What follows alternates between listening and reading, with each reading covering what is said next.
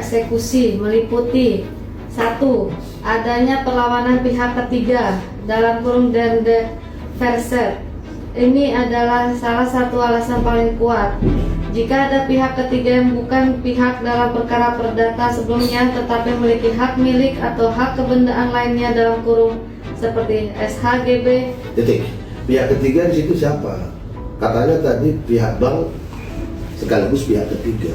Itu harus kita rapikan, harus dipisahkan. Nanti makanya kita lihat dulu sebenarnya.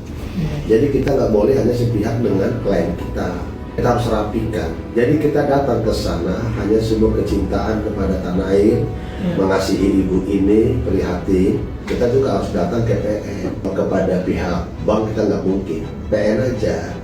Jangan sampai PN diduga dapat sesuatu, kita pegang itu.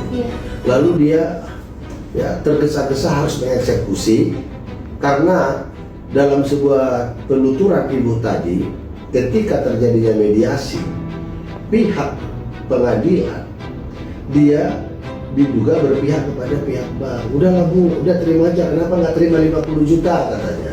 Kan nggak benar itu Pak Rene, Pak Hakim. Begitu. Kok didesak-desak gitu loh? Jangan-jangan ada yang sudah dibicarakan dibalik daripada sesuatu yang tidak dibenarkan. Diduga tergesa-gesa. Masa udah terimanya 50 juta? Padahal ibu itu mengajukan 3. Nah sementara kemarin Pak Daka mengatakan maju terus dalam gugatnya si Anggi ke Pak Tri. Udah kami lawan terus. Jangan dulu Bang kan gitu. Hakim sangat netral banget. Netral yang dimaksud dalam punya kewibawaan, dia tidak memihak manapun. Tapi prosedur acara harus dihormati. Dan apa kata hakim kemarin? Masing-masing ada satu kesempatan. Nah, satu kesempatan sana juga sama. Nah ini enggak, karena klien kita ini nggak punya pengacara waktu itu Pak. Sementara pihak bank, pengacaranya dia, legalnya dia, ya prinsipalnya dia, semua dia. Jadi bingung kita.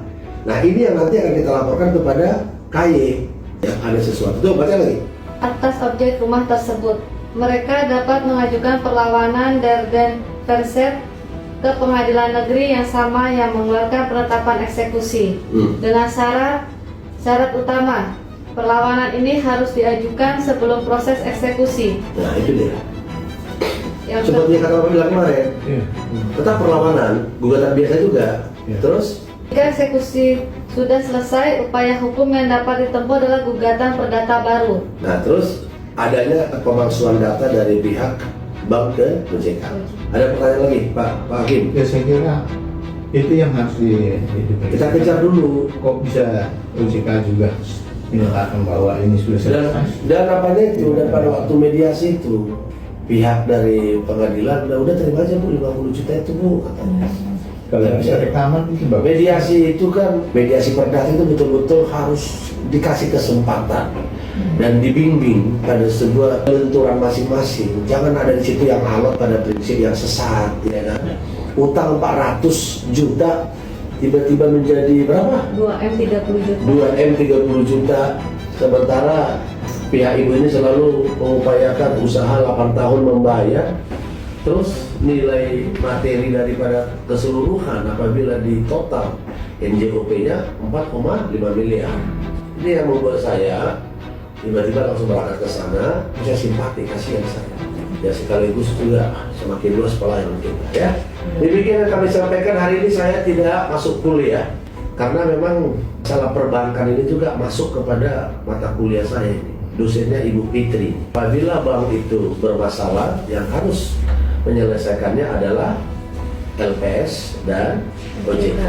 Ya, kalau dulu di bawah apa dia? BI. Ya, sekarang sudah OJK. Ya, demikian yang kami sampaikan. Ini ada Bapak Heri Pardede SHM Hum, Hakim Tinggi Pengadilan Tinggi Jawa Barat, dan ada Daka Duri, seorang akademisi, ya, alumni dari Unkris, dan ada juga Febi Sarjana Hukum, alumni dari Pendidikan Nasional Denpasar Bali. Dan saya dari Universitas Pamulang, Merapung, Jawa Nasional.